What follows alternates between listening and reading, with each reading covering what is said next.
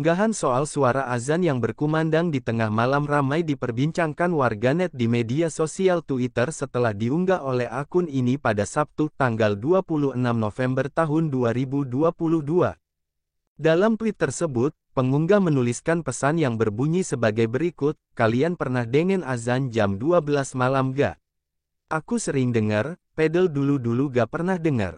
Aneh azan kayak diulang-diulang gitu loh. Pernah aku tungguin tuh azan baru selesai sekitar 10 menit.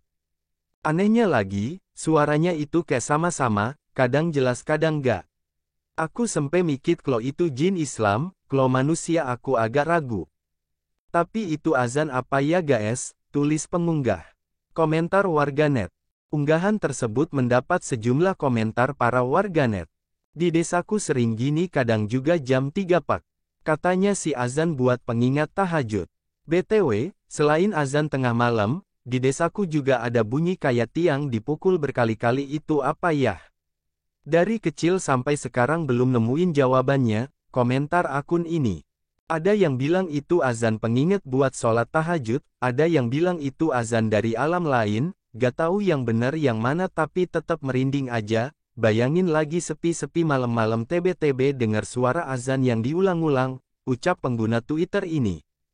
Hingga Minggu tanggal 27 November tahun 2022 unggahan tersebut sudah dikomentari oleh 273 warganet, dibagikan kepada 251 akun, dan disukai hingga 4.100 pengguna Twitter. Aturan azan. Wakil Rektor UIN Raden Mas Said Surakarta Prof. Syamsul Bakri mengatakan bahwa suara azan sebelum subuh kerap terjadi di sejumlah wilayah. Bahkan, azan yang dikumandangkan dini hari sebelum memasuki waktu subuh ini tidak hanya terjadi di daerah di Indonesia saja, tetapi juga di beberapa negara lainnya.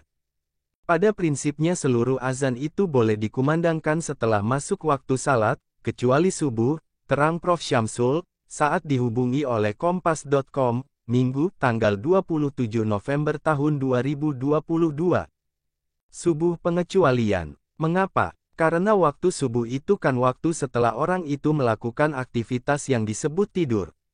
Tidur kan tidak sadar, perlu dibangunkan dan sebagainya. Maka khusus subuh diperbolehkan azan sebelum waktunya subuh, kata dia. Di beberapa daerah, azan tersebut dikenal sebagai azan awal, nanti akan ada azan lagi setelah memasuki waktu salat subuh. Azan awal tujuannya ya untuk membangunkan agar pada siap-siap subuh karena kondisi peralihan dari tidur ke terjaga. Dan dibolehkan dalam agama, ucap Prof. Syamsul. Azan awal ini biasanya dikumandangkan setelah masuk dini hari, artinya sudah melewati tengah malam. Biasanya jam-jam setengah sampai 1 jam sebelum subuh itu, tandas Prof. Syamsul. Kendati demikian, azan awal sebelum memasuki waktu salat ini bukan merupakan tanda untuk menunaikan salat subuh. Itu azan awal, bukan pertanda masuk waktu subuh. Termasuk jika orang sedang sahur bukan berarti sahurnya harus berhenti, tambahnya.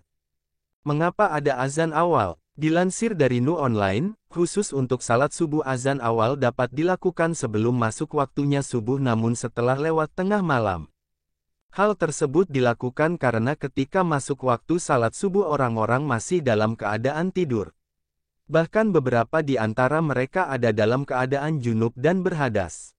Oleh karena itu, dibutuhkan azan sebelum masuk waktunya agar ada persiapan bagi mereka untuk melakukan salat subuh. Berbeda dengan salat-salat yang lain, di mana saat masuknya waktu salat orang-orang dalam keadaan terjaga sehingga tidak dibutuhkan persiapan. Sementara itu, Imam Nawawi di dalam kitab Al-Majmu', Syarhul Muhadzab menyampaikan pendapat bahwa para ulama di kalangan mazhab Syafi'i menganggap sunnah hukumnya melakukan 2 kali azan untuk salat subuh. Azan pertama dilakukan sebelum terbitnya fajar, sebelum masuk waktu subuh, dan yang kedua setelah terbitnya fajar, setelah masuk waktu subuh. Bila azan subuh hanya dicukupkan sekali saja, maka bisa dilakukan sebelum atau setelah terbitnya fajar. Namun azan subuh yang dilakukan setelah terbitnya fajar lebih utama daripada yang dilakukan sebelum fajar. Jadi bagaimana menurut Anda? Kompas.com